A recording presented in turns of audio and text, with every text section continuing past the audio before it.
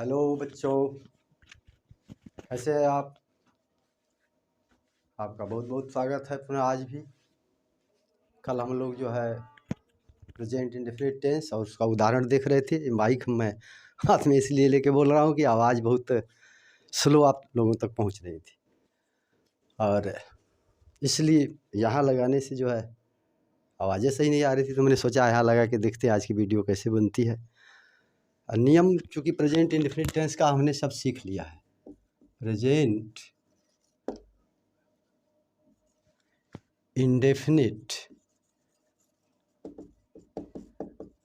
Tense और इसका assertive यानी साधारण का अफर्मेटिव यानी कि स्वीकारात्मक। ये बार बार लिख रहा हूँ समझने के लिए। स्वीकारात्मक पहला, और निगेटिव नकारात्मक।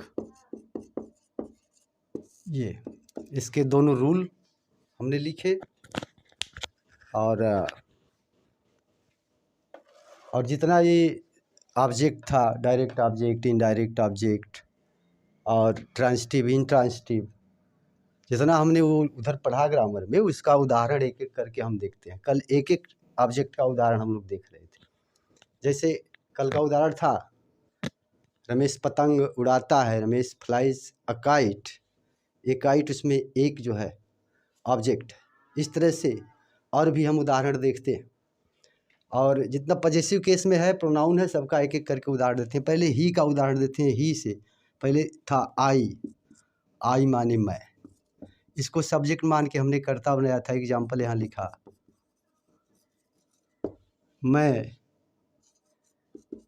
अपने कमरे में सोता हूँ। अब यहाँ हम देखते हैं कि ये है आपका डूअर यानी सब्जेक्ट, सोता हूँ ये है वर्ब, और अपने कमरे में अदर्स। ऐसा इसलिए है कि ये जो स्लीप है ये इंट्रांजिटिव यहाँ पे है। तो हमारा स्ट्रक्चर होगा जैसा कि हमने रूल लिखा था, सबसे पहले सब्जेक्ट, फिर एमवी, फिर SRES प्लस ऑब्जेक्ट और प्लस अदर्स। तो हो गया आई, और इसके बाद मेन वर्ब स्लीप। इसमें SRES नहीं लगा है, इस सिंगुलर सब्जेक्ट के लिए है।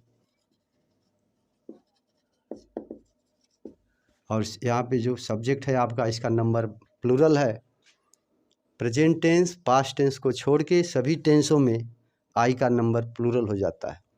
वैसे नंबर तो इसका प्लूरल है, प्रयोग उसमें होता है। ये नंबर में रखा गया ग्रामेटिकली प्लूरल, ये समझेंगे आप। आई स्लीप इन माई रूम। अपने के लिए आपका लगा माई, आई के साथ माई, कमरे में, in my room. I sleep in my room. अब देख रहे हैं इसमें इन ट्रांजिटिव है, इसका ट्रांजिटिव करके देखते हैं। मैं अपनी किताब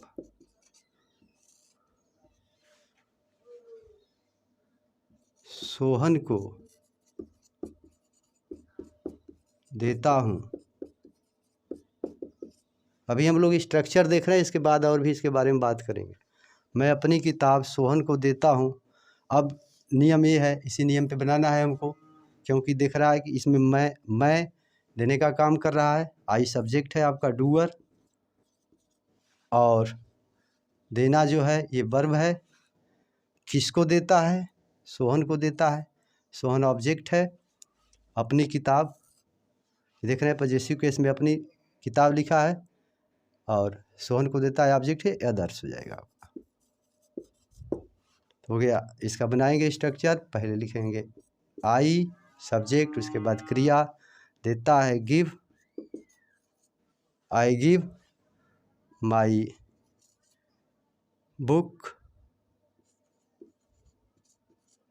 टू सोहन, ये भी ऑब्जेक्ट है।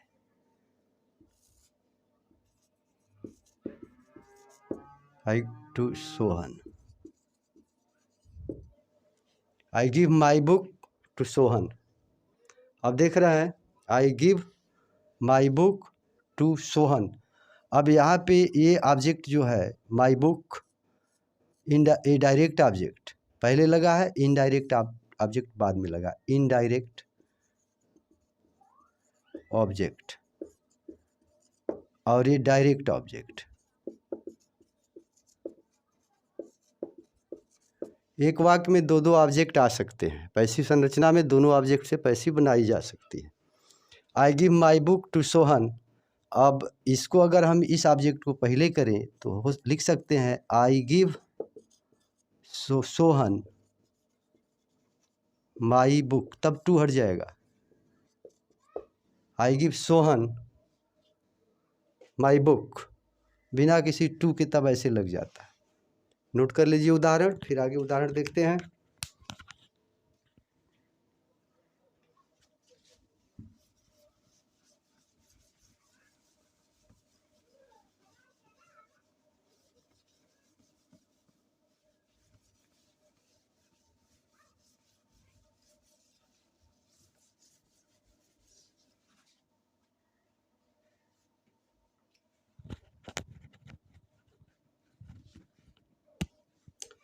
ट्रांसिटिव और इंट्रांसिटिव दोनों का उदाहरण।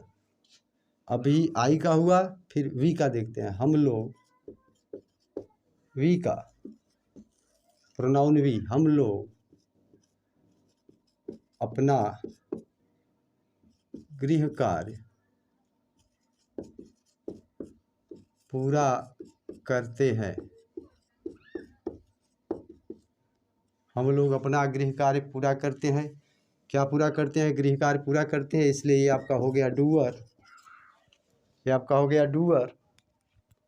और पूरा करते हैं ये हो गया आपका वर्ब। और अपना गृह कार्य ऑब्जेक्ट, इसमें एक ही ऑब्जेक्ट है, इसमें एक ही ऑब्जेक्ट है, उसमें दो ऑब्जेक्ट था। फिर एक बार दो ऑब्जेक्ट वाला देखेंगे। एक ऑब्जेक्ट है तो हो गया आपका हम लोग, यानी वी सबसे पहले लिखेंगे, फिर एम भी S R E S, we बहुवचन का है, एस आर ई एस नहीं लगेगा आपका। तो हो गया पूरा करना, कंप्लीट या फिर फिनिश, जो भी मीनिंग आप लगाएं। अब अपने के लिए वी के साथ अवर, ये देखेंगे अपने के लिए वी के साथ our, we complete our homework, we complete our homework. We हो गया। यू का देखते हैं, यू प्रोनाउन का भी देख लेते हैं। तुम लोग अपना, अपनी कलम बॉक्स में रखते हो।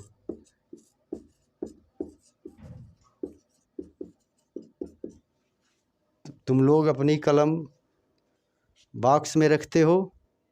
सबसे पहले तो आप लोग रफ कॉपी ले करके, मैं थोड़ी देर यहाँ रुकता हूँ, एक बार बनाएं, फिर प्रैक्टिस करें, देखें तो ज़्यादा समझ में आएगा।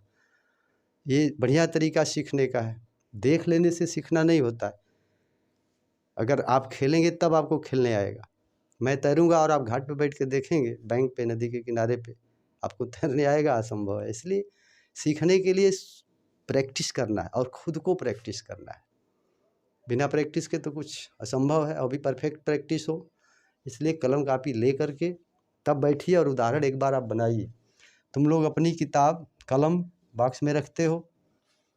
तुम लोग ये है आपका डूअर, कौन रखता है? तो ये हो गया डूअर। और रखना जो है ये आपका वर्ब है। और अपनी कलम बॉक्स में, देख बॉक्स में अपनी कलम, और देख रहे हैं अपनी कलम ये है ऑब्जेक्ट, और बॉक्स में हो गया आपका अदर्स। बनाएंगे। तुम लोग यानी वी, सॉरी यू, और रखते हो कीप, ये हमेशा बहुवचन प्लूरल में रहता है। भले से सिंगुलर के लिए क्रिया आपकी हमेशा बहुवचन की ही लगती है, एक को भी दर्शाएगा तो भी, अधिक को भी दर्शाएगा तो भी। तो यू कीप, यू के साथ अपनी के लिए लग गया your pain in the box. ये देख रहे हैं, फुल स्टॉप लगाना बहुत ज़रूरी है। You keep your pain in the box, एक एक ऑब्जेक्ट वाला है। तो हमने देखा कि संरचना जो है सबसे पहले डूअर, डूअर का होना जरूरी है। डूअर देखेंगे, अभी नॉन डूअर वाला भी वाक्य देखेंगे। और उसके बाद ये सामान्य संरचना है, इस तरह से हम संरचना किसी भी वाक्य का कर सकते हैं।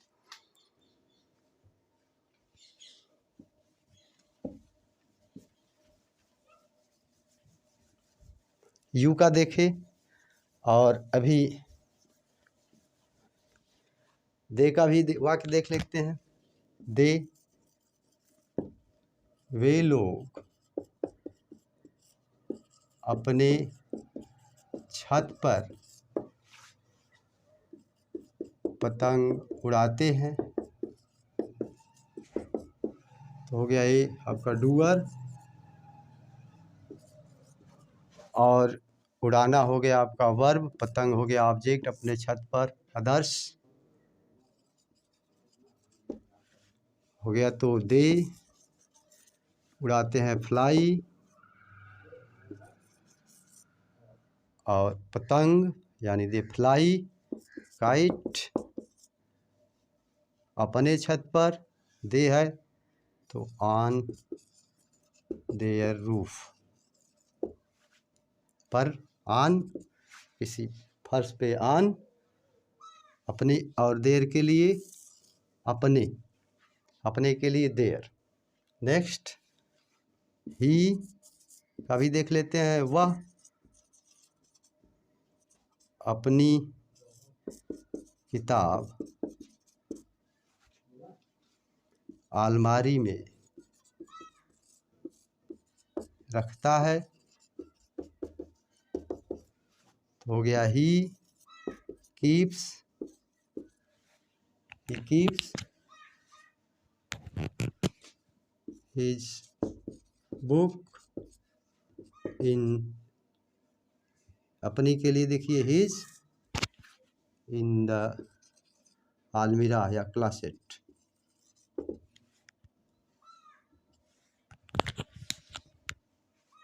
नोट कर लीजिए उदाहरण, आगे बढ़ते हैं।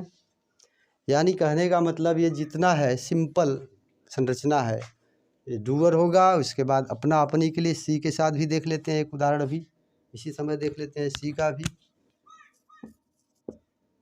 वह अपने कमरे में नृत्य करती है। तो एक बार आप बनाएं, कोशिश करें। वह अपने कमरे में नृत्य करती है, सिंपल है, आपको आ रहा है, हमें समझ में आ रहा है। तो देखते हैं, सी डांसेस, एक वचन का है, ऐसे ऐसे लग गया तुरंत। सी डांसेस एक वचन का था, तुरंत लग गया सी डांसेस इन हर रूम। और देख रहे हैं हर अपने के लिए। तो अपना अपनी का सभी उदाहरण हो गया, इट के साथ इट्स लगाएंगे। फिर अब आगे बढ़ते हैं, दूसरा उदाहरण देखते हैं।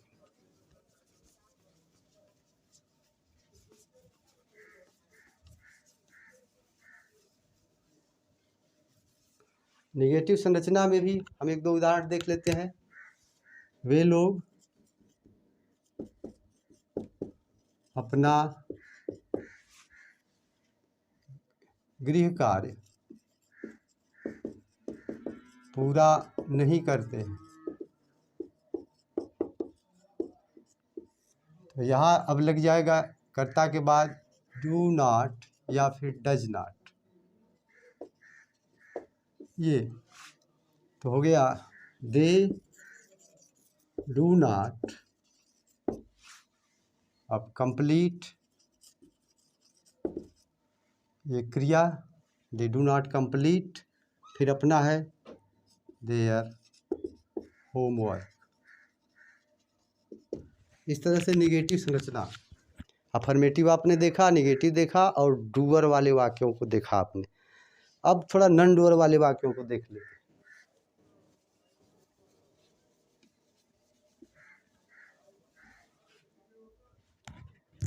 एग्जाम्पल देखते हैं। पहला, प्रतिवर्ष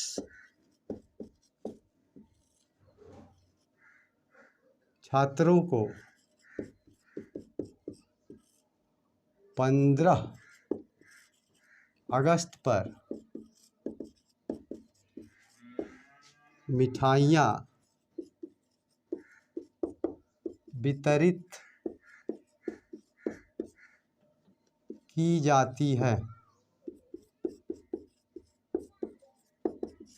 फटाका बनाइए, कोशिश करिए एक बार, आप खुद बनाइए, फिर देखिए।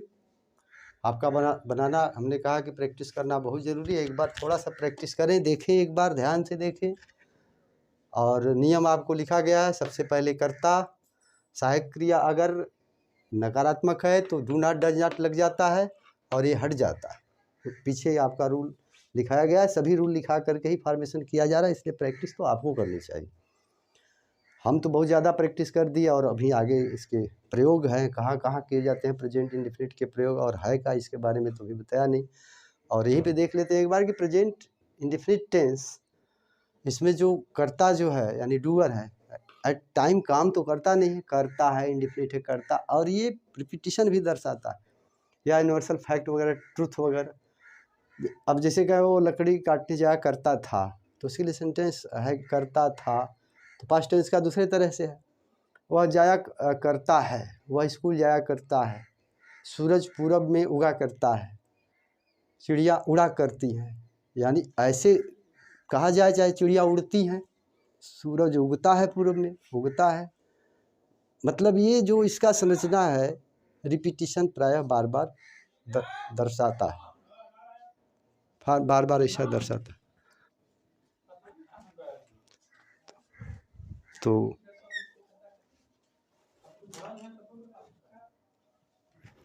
तो देखते हैं आगे उधर। अब इसमें हम देखेंगे, छांटते हैं, देखते हैं कि सब्जेक्ट कहाँ है इसका, डूअर। आपने जहाँ तक मुझे लगा होगा कि बना लिए होंगे, और तो अब हम बना के देखते हैं इसका स्ट्रक्चर की।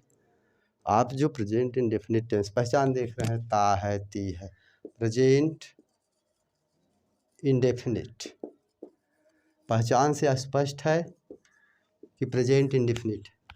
और बार बार हम जो रूल लिख रहे थे उसमें बार बार आपको बता रहे थे कि डूअर, उसके बाद तब एच भी, तब एम भी, तब ऑब्जेक्ट और शेष, इस तरह से क्रमशः डूअर का होना बहुत ही ज़रूरी है, तब ये आपका रूल था। अब यहाँ हम चेक करते हैं, देखते हैं। प्रतिवर्ष छात्रों को 15 अगस्त पर मिठाइयाँ वितरित की जाती हैं। शायद आपने छात्रों को सब्जेक्ट समझ रखा, ये है नहीं। सब्जेक्ट यानी जो काम करे, कर्ता यानी जो काम करे, सब्जेक्ट उद्देश्य और प्रेडिकेट विधेय तो होता ही है वाक्य में, हमने आपको बताया था। और यही बात मैं बार बार आपको प्रेजेंट टेंस में कहा कि उसमें डूअर नहीं है, इसीलिए लिंकिंग लग जाता है, और बाकी सभी टेंसों में डूअर लगता है। और अगर डूअर नहीं है तो उसकी संरचना दूसरी होगी, जो कि पैसिव वॉइस की संरचना हो जाती है, और ये वॉइस में सिखलाया जाता है। लेकिन हमें यहाँ ट्रांसलेशन करना है, हिंदी से अंग्रेजी करना और अंग्रेजी से हिंदी करना, तो ये समझना बेहद ज़रूरी है।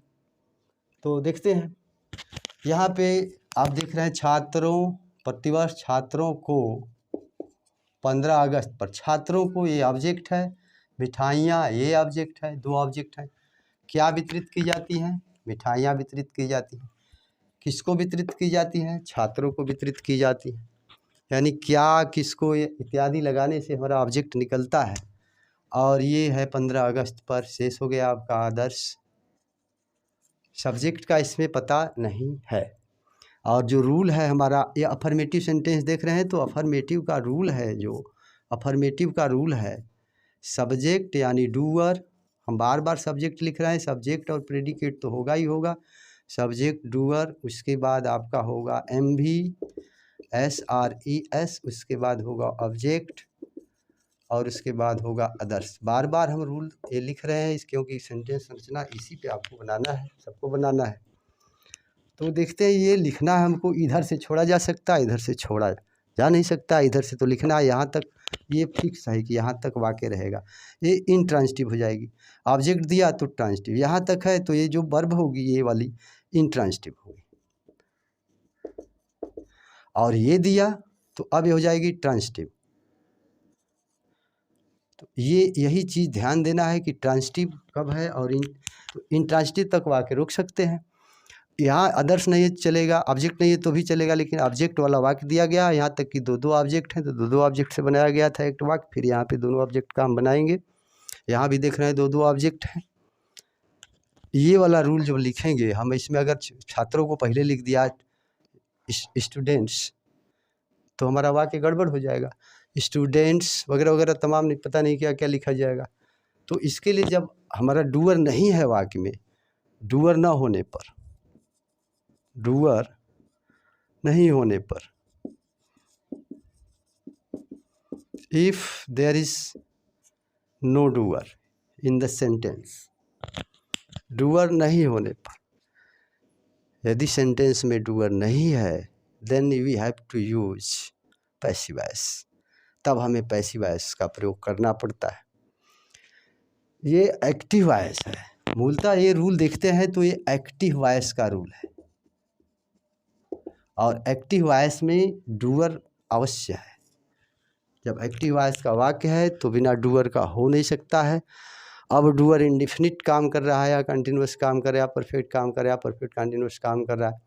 तो मैंने कहा कि इंडिफिनिट में ऐसा है कि डूअर एट पॉइंट काम तो करता नहीं है, करता है पता नहीं कब करता है, यानी उसकी आदत हो, तो आदत के लिए भी प्रेजेंट इंडिफिनिट टेंस लगाया जाता है। अब हम नंबर दे करके आदत के लिए कहाँ कहाँ लगाया जाता है इसका उदाहरण देंगे, उसको बनाएंगे। इसको देख लेते हैं। डूअर नहीं होने पे अब हमें इसके रूल को सबसे पहले ऑब्जेक्ट लिखना होता है, यानी प्रेजेंट इंडेफिनिट के अफर्मेटिव के लिए रूल दोनों साथ में चलेंगे। ये आपने देखा, ये रूल था। ये दूसरा है, डूअर नहीं होने पर, if there is no doer in the sentence then you have to use this rule, this structure, object और प्लस इज आर एम, इसको कहेंगे HV, यानी, और ये है आपका नन डूअर, नन डूअर यानी कि ऑब्जेक्ट, और HV, उसके बाद MV थर्ड, उसके बाद अदर्स, जो भी आए ये लिखेंगे। अब इसमें चूंकि डूअर नहीं है, कौन मिठाइयाँ वितरित करता है, कौन का प्रश्न लगाएंगे, डूअर प्रायः हमें मिलेगा, कौन लगाने से प्रायः मिलेगा। वैसे तो देखना है आपको कि इसमें वह कौन सा नाउन है या प्रोनाउन है जो कुछ काम कर रहा है। ऐसे नहीं कि बस वो दिया है Ram is in the room, Ram is in the room, ये डूअर नहीं है, ये तो सिर्फ नाउन है, कमरे में है, स्टेट बता रहा है। और परिभाषा में भी लिखा गया है कि टेंस वह क्रिया का रूप है जो क्रिया का, यानी कि टाइम सिर्फ नहीं बताता है, क्रिया का, एक्शन का, किए गए कार्य का टाइम ही नहीं बतलाता है, बल्कि किए गए कार्य की स्थिति या इवेंट की भी स्थिति बतलाता है। तो आपका इस सेंटेंस आप शायद बना के देख लिए होंगे। अब हम बनाते हैं। पहले ऑब्जेक्ट लिखना है, चाहे जो भी ऑब्जेक्ट लिख लें। ये छात्रों को है एक ऑब्जेक्ट, और एक ऑब्जेक्ट मिठाइयाँ हैं। तो आप कृपया ये बताएं, सामने होते तो पूछ ही लेता, सामने तो आप है नहीं, और शायद मैं पहले वीडियो बना रहा हूँ, 2-4 ठो बनाया, तो इतना ये अपने आप को ऐसा लगता है कि किससे पूछूं, क्या पूछूं, कब पूछूं। लेकिन तरीका यही है कि आप कलम कापी रख करके प्रैक्टिस करें, ताकि हम थोड़ी देर 1-2 मिनट के लिए आपसे यहाँ पे रुकें और देखें कि आप बना लिए, फिर आप चेक करें, खुद से चेक करें और देखें। और एक काम तो ज़रूर करें, कम से कम सब्सक्राइब करें और करवाएं, शेयर करें। जो लोग भी देख रहे हैं 10 20 50 लोग, अभी नया नया है, देख नहीं पा रहे हैं, खुद करें। और जो नए हैं वो भी लाइक और सब्सक्राइब तो करें ही, प्लस घंटी इसलिए बजाएं ताकि वीडियो हमारी रोज़ जो एक ठो डाल रहे हैं, आज तो ये टेंस का डाल रहे हैं, थोड़ी देर बाद इसको लिखा देने के बाद सोच रहे हैं कि ये सिंथेसिस जो कि परीक्षा उपयोगी है, और इसको फिर आगे लंबे लंबे वाक्य, बड़े बड़े वाक्य बनाने के लिए बहुत ज़रूरी है सिंथेसिस। तो वो भी हम ये आधे घंटे की कम से कम वीडियो बनाएं। तो इसको एक दो उदाहरण दे करके ख़त्म करके, और कहाँ कहाँ प्रयोग होता है वो आपको जल्दी जल्दी बता देते हैं, 2-4 ठो जो कि जटिल सेंटेंसेस हैं, और फिर आगे बढ़ जाते हैं। तो देखते हैं, हम बनाते हैं पहले। ये है आपका छात्रों को, आप देख रहे हैं ये इनडायरेक्ट ऑब्जेक्ट है, और आपको बार बार इसलिए इनडायरेक्ट ऑब्जेक्ट डायरेक्ट ऑब्जेक्ट लिखते हैं कि पहचान हो। ये जैसा कि कल दिखाया गया, प्रोनाउन है या फिर नाउन है, वह नाउन जो कि उसकी तरह लग रहा है। और अगर दो नाउन एक ही तरह से लगे हैं, हिम प्रोनाउन ही है, तो एक डायरेक्ट ऑब्जेक्ट कहा जाएगा, एक इनडायरेक्ट ऑब्जेक्ट कहा जाएगा। क्योंकि दो ऑब्जेक्ट हैं तो एक डायरेक्ट होगा, एक इनडायरेक्ट होगा। पहचान में इसके बाद की संरचना में लिखेंगे तो इनडायरेक्ट ऑब्जेक्ट के पहले टू लगाएंगे, नहीं भी लगाएंगे, दोनों नियम चल रहा है इस समय। ये मिठाइयाँ है आपका डायरेक्ट ऑब्जेक्ट। और घसीटना ठीक नहीं है डायरेक्ट ऑब्जेक्ट, क्योंकि छोटे बच्चे भी देख सकते हैं, बड़े तो आराम से समझ रहे हैं। तो हम पहले आपका बनाते हैं डायरेक्ट ऑब्जेक्ट से। डायरेक्ट ऑब्जेक्ट से बनाते हैं तो पहले हमें ऑब्जेक्ट लिखना है, तो लिखेंगे मिठाइयाँ, स्वीट्स। स्वीट्स, उसके बाद इसमें से एक्सिलरी जो है हमारी लगेगी, देख रहे हैं, तो आर हो जाएगा। उसके बाद फिर लिखना है एम भी थर्ड, मुख्य क्रिया इसमें है वितरित करना, यानी डिस्ट्रीब्यूट। और इसमें हमें थर्ड फॉर्म करना है तो ईडी लगाएंगे, यानी ये आपकी रेगुलर वर्ब है, वीक वर्ब इसको बोलते हैं। स्ट्रांग वर्ब ईडी लगाने से नहीं बनती है। स्वीट्स आर डिस्ट्रीब्यूटेड, किसको? टू द स्टूडेंट्स, यानी चिल्ड्रन भी लिख सकते हैं, अगर बच्चों को लिखा है तो, यहाँ छात्रों को लिखा है इसलिए स्टूडेंट लिख दिए। Sweets are distributed to the students 15 अगस्त पर, ऑन 15th अगस्त। और अगस्त पूरा नहीं लिखे, AUG पूरा इसका शॉर्ट फॉर्म हो गया, और 15 अगस्त को TH लगा के लिखना पड़ता है, इसके लिए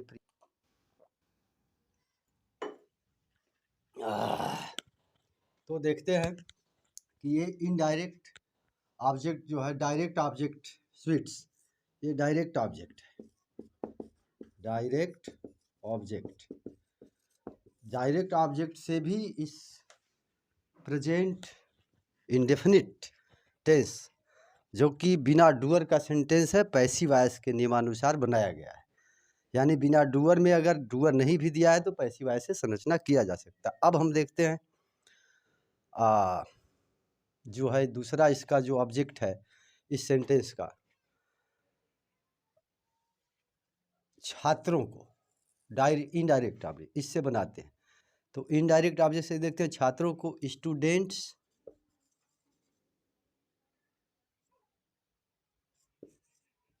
ये हो गया। उसके बाद आपकी सहायक क्रिया लग गई इसमें से आर, उसके बाद फिर मुख्य क्रिया का तीसरा रूप distributed, students are distributed sweets,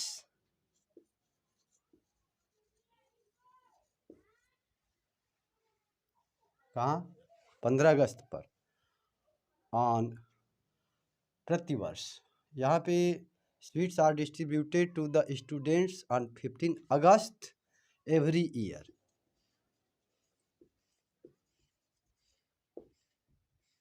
और यहाँ पे to the students on 15th August every year.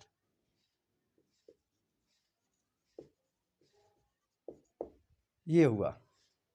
इसे आप जल्दी से इस उदाहरण को नोट करें। चूँकि उदाहरण समझने लायक है, एक उदाहरण और दे रहे हैं।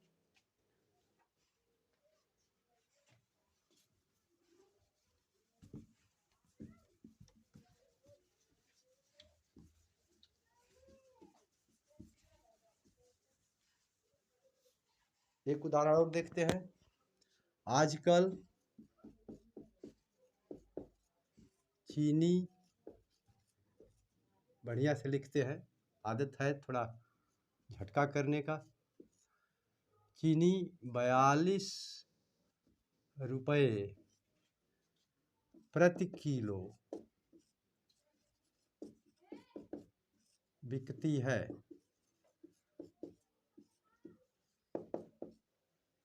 है। तो इसमें देखते हैं पहले डूअर, आपका नियम है, यहाँ से नियम है कि प्रेजेंट इंडेफिनिट टेंस का जो अफर्मेटिव का नियम है, अफर्मेटिव का नियम पुनः एक बार, subject plus MV SRES plus object. अब पहले हमें लिखना ही पड़ेगा सब्जेक्ट यानी कि डूअर, और डूअर देखिए इसमें है आजकल चीनी 42 रुपया किलो बिकती है। तो डूअर खोजेंगे, कहेंगे चीनी, चीनी कुछ कर नहीं सकता है, डूअर आदमी अथवा पशु जो कुछ करे, या फिर कुछ इनएनिमेट थिंग्स भी हैं जो डूअर के रूप में रखी गई हैं, बिकती है। तो इसमें डूअर नहीं है बल्कि ये चीनी ऑब्जेक्ट है, और ये आपका वर्ब है, और बाकी शेष बनाएंगे। अब हम इस वाले नियम पे, ऑब्जेक्ट प्लस इज और एम प्लस MV थर्ड वाले के नियम से बनाएंगे, प्लस अदर्स। तो ये वाला नियम लगेगा क्योंकि इसमें डूअर नहीं है, इसलिए बार बार डूअर की चर्चा की जाती है ताकि जो कंसेप्ट है अंग्रेजी का वो क्लियर रहे। जैसे प्रेजेंट टेंस के जितने भी वाक्य हैं अथवा पास्ट टेंस के, उसमें भी डूअर नहीं होता है, सब्जेक्ट होता है। सब्जेक्ट के बाद लिंकिंग लग जाती है जो कि उसके कंप्लीमेंट को उसके सब्जेक्ट से जोड़ती है। बाकी टेंसों में हमने देखा कि हमारा डूअर, उसके बाद सहायक क्रिया लगे या फिर मुख्य क्रिया लगे। प्रेजेंट इंडेफिनिट टेंस में अफर्मेटिव सहायक क्रिया नहीं लगती है, मुख्य क्रिया लगती है उसके नियमानुसार। यानी एक स्टेप बाय स्टेप अगर देखें तो सारे सेंटेंस हमको समझ में आ जाएंगे, फिर ग्रामर आसानी से समझ में आ जाएगा। तो आजकल चीनी, और चीनी ऑब्जेक्ट है तो पहले लिखेंगे चीनी, शुगर इज, ये लग गया आपका इज। मुख्य क्रिया का जो है लगेगा आपका तीसरा रूप सोल्ड, ये वर्ब थर्ड है। 42 रुपीज पर केजी, आप देख रहे हैं। नाउ ए डेज, आजकल चीनी 42 रुपये किलो बिकती है, इस तरह से। या फिर एक उदाहरण और दे रहे हैं,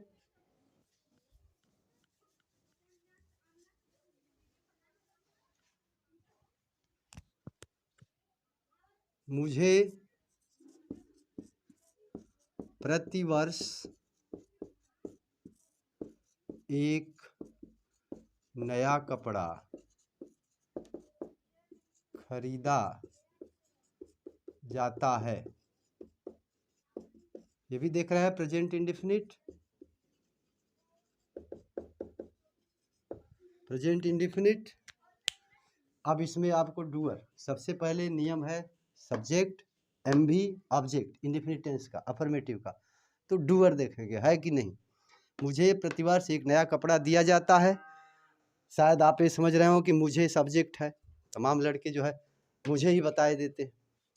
और हमने कहा सब्जेक्ट यानी डूअर जो काम करे। प्रतिवर्ष एक नया कपड़ा दिया जाता है तो देने वाला तो दूसरा है, ये तो लेने वाला है, मुझे तो लेगा, इसलिए लेने वाला तो ऑब्जेक्ट होता है। तो इसमें सब्जेक्ट आप देख रहे हैं कि जो डूअर है वो नहीं, यही सब ऑब्जेक्ट जाके यहाँ पे सब्जेक्ट और प्रेडिकेट देख सकते हैं, subject and predicate.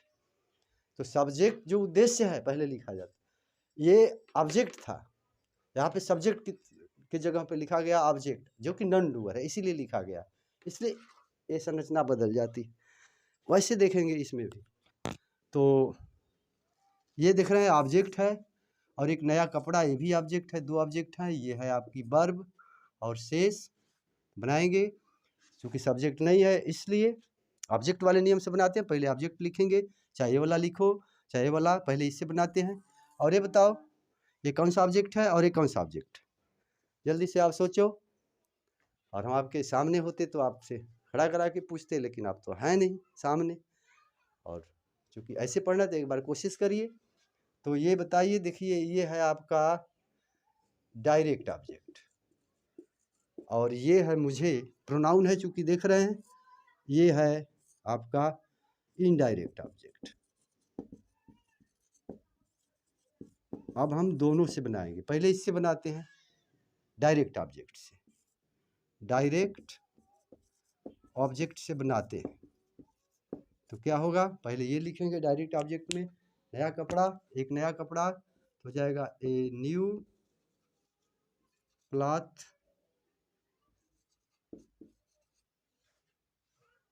A new cloth. अब सिला सिलाया रहेगा तो ये हो जाएगा क्लोथ, कपड़ा है पता नहीं कैसा है तो हम क्लॉथ ही लिखते हैं, ए न्यू क्लॉथ। उसके बाद फिर क्या लिखेंगे, चूँकि ऑब्जेक्ट वाले नियम से लिख रहे हैं तो इसमें ऑब्जेक्ट लिखना है, फिर इज आर एम, इसके टेंस के लिए सहायक क्रिया बन जाता है। लेकिन वही अगर हम डूअर वाला लिखते हैं तो सीधा लिखते हैं सब्जेक्ट प्लस एम भी। तो ए न्यू क्लॉथ इज, उसके बाद खरीदा जाता है ब्रॉट, ये ब्रिंग का तीसरा रूप है, ब्रिंग ब्रॉट, ब्रॉट क्रिया का रूप बताया गया है, देख सकते हैं। तो a new cloth is brought. अब ये ऑब्जेक्ट तुरंत यहाँ पे लिखना है तो ये टू लगा के जोड़ेंगे, टू मी, और प्रतिवर्ष एवरी ईयर, ये देख रहे हैं। अब ये डायरेक्ट इनडायरेक्ट से बनाते हैं, इनडायरेक्ट ऑब्जेक्ट से बनाते हैं। इनडायरेक्ट ऑब्जेक्ट से क्या हो जाएगा, ये मुझे है पहले लिखना, नॉमिनेटिव केस में लिखा जाएगा। तो चार्ट आपने देखा, नॉमिनेटिव केस में हमेशा आई वी यू दे रहता है, यहाँ की केस हमेशा नॉमिनेटिव होती है। जहाँ नॉमिनेटिव केस हो तो उसे मुझे लिखा है, मी मीन्स मुझे होता है, लेकिन यहाँ पे केस में लिखना है चूँकि, तो इसलिए हो जाएगा आई, आई। उसके बाद एम गिवन,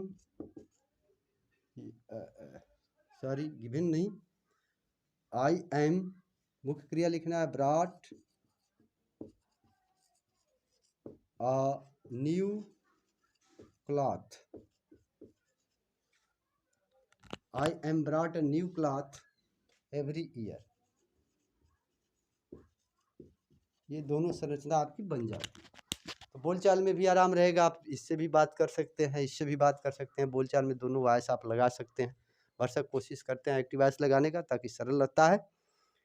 आप जो भी लगाएं, बातचीत करने में आपको बहुत ही आराम रहता है, धड़ल्ले से आप बात कर सकते हैं। और अब हमने देखा कि प्रेजेंट इंडेफिनिट टेंस में डूअर और नॉन डूअर दो प्रकार के अगर हिंदी के सेंटेंस आते हैं, तो जो डूअर वाले होंगे हम सीधा सीधा लिखेंगे उसको सब्जेक्ट एम बी ऑब्जेक्ट, या subject do not does not फिर ऑब्जेक्ट वगैरह करेंगे निगेटिव के लिए। और अगर अफर्मेटिव है और उसमें डूअर नहीं दिया है, बाकी इंडेफिनिट टेंस का है, ट्रांसिटिव वर्ब और इंट्रांसिटिव वर्ब लगती है, तो डायरेक्ट ऑब्जेक्ट और इनडायरेक्ट ऑब्जेक्ट को ध्यान में रख करके हम संरचना कर सकते हैं और बन जाएगा। अब थोड़ा सा एक नज़र डालते हैं इसके इंटरोगेटिव सेंटेंस पर, क्योंकि दो सेंटेंस असर्टिव, उसका अफर्मेटिव और नेगेटिव देखा हमने। अब की बार इंटरोगेटिव की संरचना भी देख लेते हैं। इंटरोगेटिव दो प्रकार से, एक सहायक क्रिया से शुरू होने वाले, एक सहायक क्रिया से शुरू होने वाले। जैसे पहला जो सहायक क्रिया से शुरू होते हैं, जहाँ क्या शब्द हिंदी में, क्या शब्द वाक्य के पहले, क्या शब्द वाक्य के पहले, क्या शब्द जो है हिंदी में, हिंदी क्या शब्द वाक्य पहले हो, यानी सहायक क्रिया से शुरू होने वाले, एच भी से शुरू होने वाले वाक्य, एचबी से शुरू होने वाले जो सहायक, जो जहाँ ये क्या शब्द पहले है, क्या शब्द वाक्य पहले हो, सबसे पहले हो, हिंदी में, हिंदी वर्ड, हिंदी शब्द क्या, हिंदी शब्द क्या वाक्य पहले हो, यानी क्या शब्द वाक्य के पहले हो, ऐसे लिखा गया है। समझना है इसको। माइक हम दूर कर दे रहे हैं, भूल जा रहे हैं, माइक आज पास में रख के पढ़ा रहे हैं। तो इसका नियम हो जाएगा, सबसे पहले आप लिखेंगे एच भी, यानी हेल्पिंग वर्ब इसे पूरा कहें, या एक्जिलरी वर्ब। ये जितने भी एक्जिलरी हम पढ़ रहे हैं सब प्राइमरी एक्जिलरी हैं।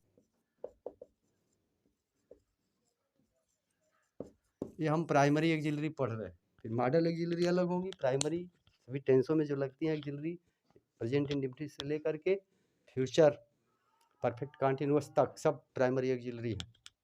हेल्पिंग वर्ब, उसके बाद तुरंत हेल्पिंग वर्ब हो गई तुरंत, उसके बाद हम लिखते हैं सब्जेक्ट यानी कि डूअर, सब्जेक्ट यानी कि डूअर। उसके बाद लिखते हैं एमवी, उसके बाद फिर ऑब्जेक्ट, उसके बाद अदर्स, उसके बाद क्वेश्चन मार्क। और दूसरा है क्या शब्द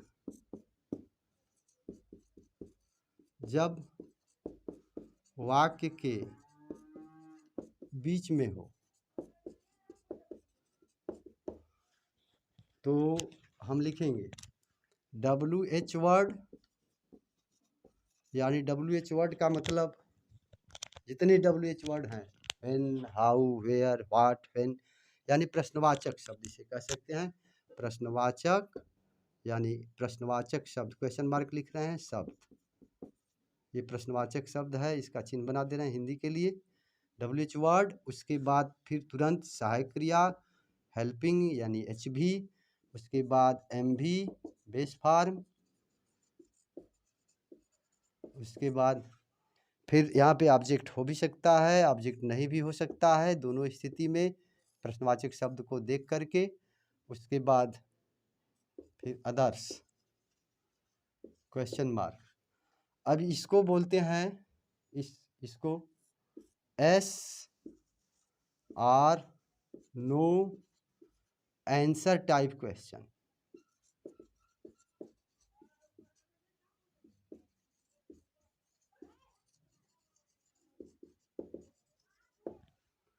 SR no answer type question इसको बोलते हैं।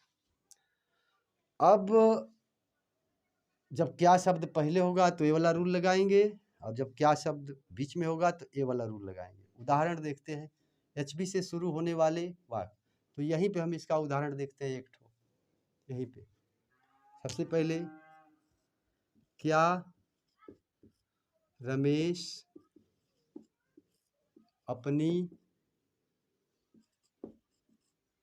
अपना पाठ याद करता है, क्वेश्चन मार्क। क्या रमेश अपना पाठ याद करता है, क्या शब्द वाक्य के पहले आया है इसलिए ए वाला रूल लगेगा।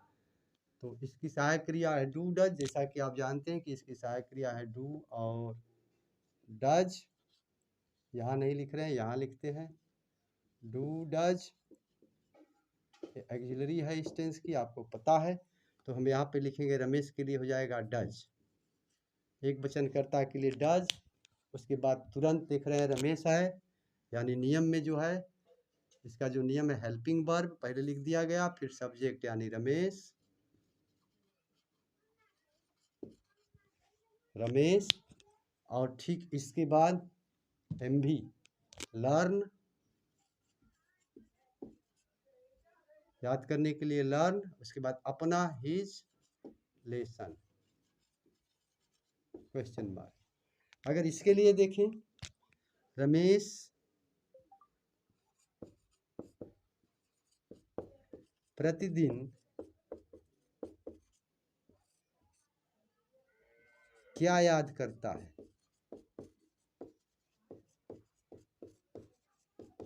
इस तरह से रमेश प्रतिदिन क्या याद करता है, तो हो जाएगा क्या शब्द बीच में है तो व्हाट, उसके बाद तुरंत सहायक क्रिया डज, उसके बाद व्हाट डज, उसके बाद तुरंत मेन वर्ब व्हाट डज, उसके बाद कर्ता देख रहे हैं WH वर्ड, फिर सहायक क्रिया, सॉरी यहाँ पे रूल गड़बड़ लिखा गया है, WH वर्ड HB, इसके बाद होगा आपका तुरंत सब्जेक्ट,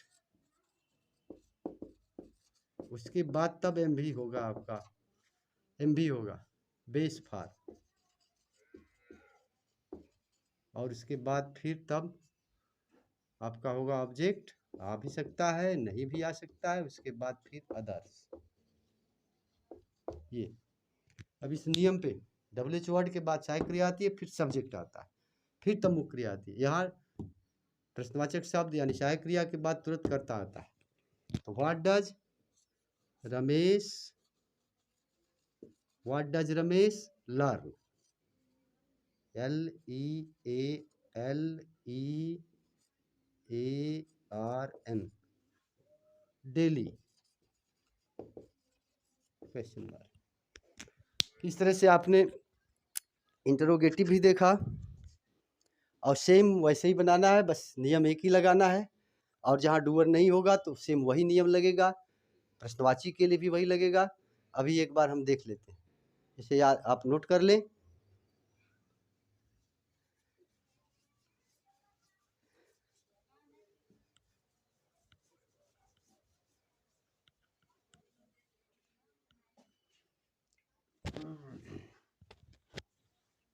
गरम है तो देखते हैं एक उदाहरण और, क्या हमें 1 रुपया दिया जाता है, सेम वैसे ही है, क्या हमें 1 रुपया दिया जाता है, तो इसमें देने वाला जो है वो पता नहीं चल रहा है, लेकिन इंडेफिनिट टेंस है, इसलिए हमें रूल तो वही लगाना है, लेकिन देख रहे हैं कि इसमें सब्जेक्ट नहीं ऑब्जेक्ट वाला लगाना है। तो ऑब्जेक्ट वाले में जो आपका था सहायक क्रिया जो थी इज आर एम, मुख्य क्रिया का तीसरा रूप था, ऐसा बताया गया, तो वही काम यहाँ करेंगे। क्या पहले है तो हम पहले लिखेंगे, हमें है वी है तो पहले क्या लगेगा, आप समझ रहे हैं, सहायक क्रिया क्या है आर, ये प्रेजेंट इंडेफिनिट के लिए आर वी करता हो जाएगा, उसके बाद दिया जाता है गिवन, और 1 रुपया ए रुपीज़ RUPEE, क्या हमें 1 रुपया दिया जाता, आर वी गिवन अ रुपी, इस तरह से देख रहे हैं आर वी गिवन अ रुपी, क्या हमें 1 रुपया दिया जाता है। अब इसमें देख रहे हैं ऑब्जेक्ट 2 है, 1 रुपया भी है यहाँ पे और हमें भी है, तो हमने ये जो बनाया था इनडायरेक्ट से, अभी डायरेक्ट से बनाएंगे तो क्या हो जाएगा, इज अ रुपी, अब ये रुपया के लिए लगा तो सहायक क्रिया बदल गया, इज लग गया, is a rupee given to me to us, ये इधर आए कि ऑब्जेक्टिव केस में हो जाएगा, is a rupee given to us question mark. तो हम देख रहे हैं कि सब्जेक्ट होने पे भी सीधा वैसे ही बन रहा है, और सब्जेक्ट नहीं भी है ऑब्जेक्ट है तो ऑब्जेक्ट वाले नियम से ही बनाएंगे, यानी प्रेजेंट इंडेफिनिट के हिंदी वाक्य को कंस्ट्रक्ट करने के लिए एक्टिव और पैसिव दोनों साथ में देखना जरूरी है, और पैसिव आज तो चैप्टर में खैर पढ़ा ही जाएगा, लेकिन अगर हिंदी वाक्य में अगर सब्जेक्ट नहीं दिया है तो हम ऑब्जेक्ट से इसका फॉर्मेशन कर सकते हैं। ये तो हो गया आपका स्ट्रक्चर, और इससे कुछ दिए गए इससे जो है कुछ वाक्य, अब हम देखेंगे कुछ और वाक्य, जैसे प्रेजेंट इंडेफिनिट टेंस का यूज कहाँ होता है, यूज कहाँ होता है, प्रेजेंट इंडेफिनिट टेंस का यूज कहाँ होता है, ये अब हम देखेंगे। तो सर्वकालिक सत्य पहला देखते हैं, इटर्नल ट्रुथ, यानी सर्वकालिक सत्य। अगर ये है सर्वकालिक सत्य, अगर सेंटेंस में आता है तो भी प्रेजेंट इंडेफिनिट टेंस का प्रयोग किया जाता है। जैसे आप देखेंगे सूर्य पूरब में उगता है, तो ये उगता रहता है, उगता रहता है, उगता रहता है, तो प्रेजेंट इंडेफिनिट टेंस कुछ ऐसी संरचना करता है, टाइम डूअर काम नहीं करता। तो हो जाएगा sun rises in the east,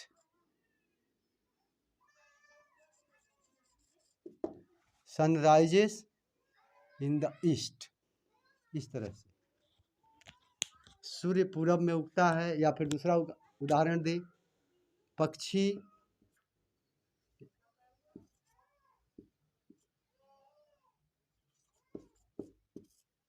उड़ा करते हैं, इस तरह से अगर है तो भी हम लिखेंगे बर्ड्स फ्लाई, क्योंकि चिड़िया उड़ा करती हैं, पक्षी उड़ा करते हैं, ये इटर्नल ट्रूथ है। अगर इटर्नल ट्रूथ नहीं बना रहे हैं, टेंस बना रहे हैं, तो हमें बदल देना पड़ेगा। चिड़िया उड़ती है तो हमें लिखना पड़ेगा द बर्ड्स फ्लाई। अगर द बर्ड्स फ्लाई लिखें तो हो जाएगा चिड़िया उड़ती हैं, एक एक्टिविटी दिखाएगा। लेकिन बर्ड्स फ्लाई यहाँ पे कोई आर्टिकल नहीं लगा है, इसलिए ये पूरा दिखाएगा। सूर्य पूरब में उगता है, सूर्य पश्चिम में सेट होता है, इस तरह से करेंगे तो ये हो जाएगा। नंबर 1 प्रयोग हो गया, और इसे पहले नोट करें तो दूसरा प्रयोग बताएं।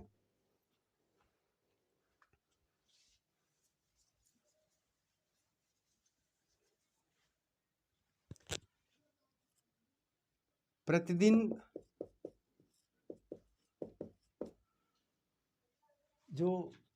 जैसे सामान्य रूप से जैसे कार्य हैं, और उनको करने के लिए प्रतिदिन समान रूप से जो कार्य होते हैं, प्रतिदिन समान रूप से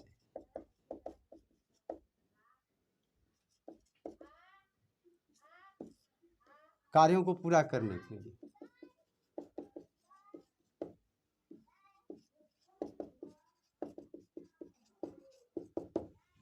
तो भी प्रेजेंट इंडेफिनिट टेंस का ही प्रयोग किया जाता है। जैसे मैं चल नहीं रही है पेन, और इस समस्या है, तो इसको अब यहीं पे एक ठो और दे करके रोक देते हैं। मैं प्रतिदिन सुबह जागता हूँ,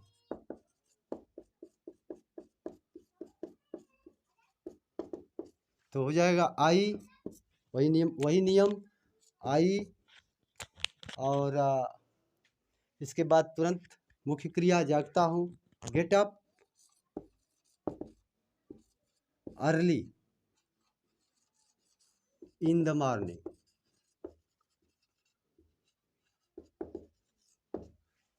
देख रहे हैं कि प्रतिदिन जो समान रूप से कार्य किए जाते हैं उनके लिए भी प्रेजेंट इंडेफिनिट टेंस का प्रयोग किया जाता है।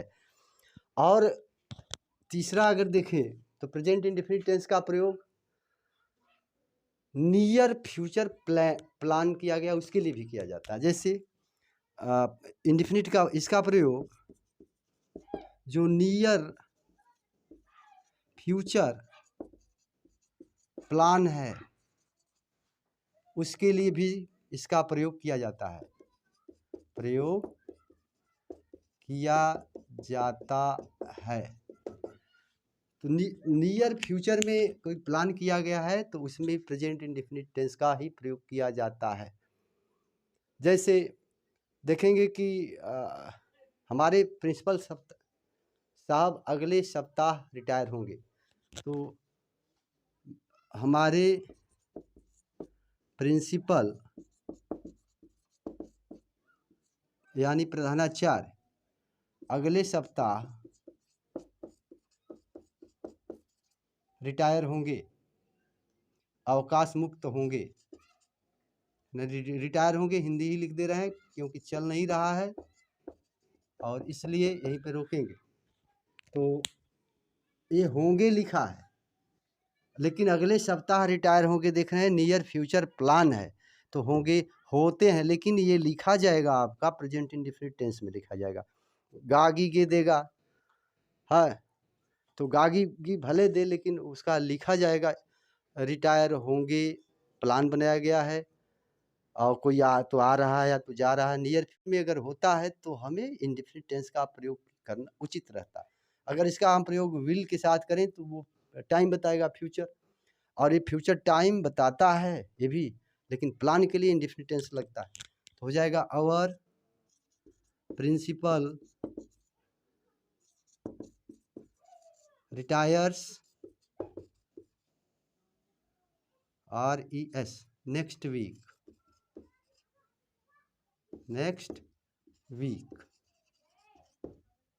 और इसी समय ये जवाब दे गया कलम, और दूसरी कलम भी जवाब दे। तो हमने आज प्रेजेंट इंडेफिनिट टेंस पढ़ा, और भी इसके जो प्रयोग हैं, जैसे प्रेजेंट इंडेफिनिट टेंस का प्रयोग कमेंट्री बोलने के लिए किया जाता है। लाइव कमेंट्री चल रही हो आप, तो उसमें इंडेफिनिट टेंस का प्रयोग किया जाता है। या कोई फिल्म देख के आए हो और उसके बारे में बात कर रहे हो कि वो जो है, जो हीरो है मारता है, तो ये होता है, वो होता है, ती है में ही लगा के बोला जाता, पास्ट टेंस में नहीं बोला जाता। फिल्म देख के आए या कोई प्ले हुआ, प्ले में भी जो है प्रेजेंट इंडेफिनिट टेंस का प्रयोग किया जाता है। और प्रेजेंट इंडेफिनिट टेंस का प्रयोग एक्सक्लेमेटरी सेंटेंस में, जैसे हियर से वाक्य शुरू हुआ है, चल नहीं रहा है इसलिए नहीं बता रहे हैं, अगले वीडियो में इसका उदाहरण देंगे हम, कभी भी दे सकते हैं, और तमाम उदाहरण इस तरह से हम पढ़ाते रहेंगे, आपको देते रहेंगे। आप मन लगा के पढ़िए, और चैनल को सब्सक्राइब भी करिए, लाइक भी करिए, बेल आइकन भी दबाइए, ज़्यादा से ज़्यादा शेयर करिए, ताकि, और कमेंट बहुत ज़रूरी है, कमेंट किया करिए, ताकि हमें समझ में नहीं आता है कि मैं अच्छा पढ़ा रहा हूँ, ख़राब पढ़ा रहा हूँ, कहीं गड़बड़ कर रहा हूँ, या दिख नहीं रहा है, या साउंड कम आ रहा है। तो जो भी आपका जो कमेंट है वो करेंगे, तो इससे हमें जो ऊर्जा मिलेगी, प्रोत्साहन मिलेगा।